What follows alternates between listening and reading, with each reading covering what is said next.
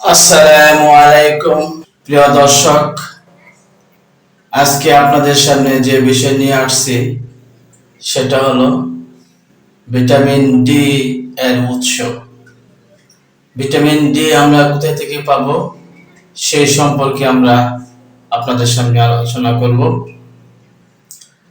সম্মানিত ভিউয়ার্স, যারা আমার এই ভিডিওটি দেখছেন, আমার এই চ্যানেলটি সাবস্ক্রাইব করে দিবেন, আর যারা ফেসবুকে দেখছেন ভিডিওটি শেয়ার করে দিবেন।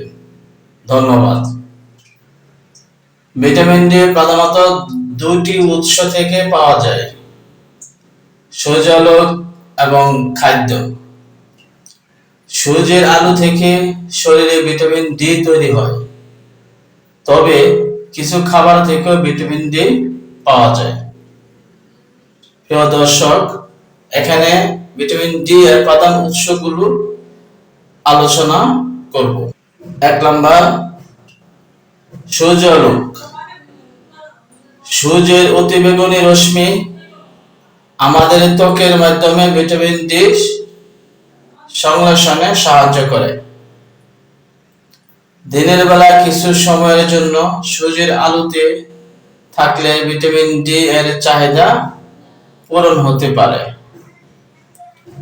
তবে সানস্ক্রিন ব্যবহার, মেঘলা আবহাওয়া এবং শীতাতপ স্থানে থাকার কারণে শরীরে ভিটামিন ডি সংশ্লেষণ কম হতে পারে। প্রিয় দর্শক, 2 নম্বর হলো খাদ্য। খাদ্য থেকে আমরা ভিটামিন ডি কিভাবে পাবো?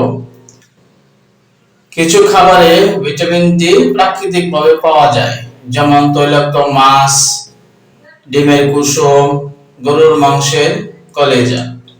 এগুলো থেকে আমরা ভিটামিন ডি পেতে পারি। কিছু খাবার ভিটামিন ডি যোগ করা হয়, যেমন কিছু দুগ্ধজাত পণ্য, যেমন দুধ এবং পাতরসের শস্য। আবার মাশরুম থেকে আমরা ভিটামিন ডি পেতে পারি, এটি একটি ভালো উৎস। প্রিয় দর্শক, ভিটামিন ডি এর অভাব পূরণ করার জন্য যা যা করতে হবে: ভিটামিন ডি অভাব পূরণ করার জন্য পর্যাপ্ত পরিমাণে সূর্যালোক গ্রহণ করতে হবে, ভিটামিন ডি সমৃদ্ধ খাবার খেতে হবে, ডাক্তারের পরামর্শ অনুযায়ী ভিটামিন ডি সাপ্লিমেন্টেশন গ্রহণ করতে হবে। প্রিয় দর্শক,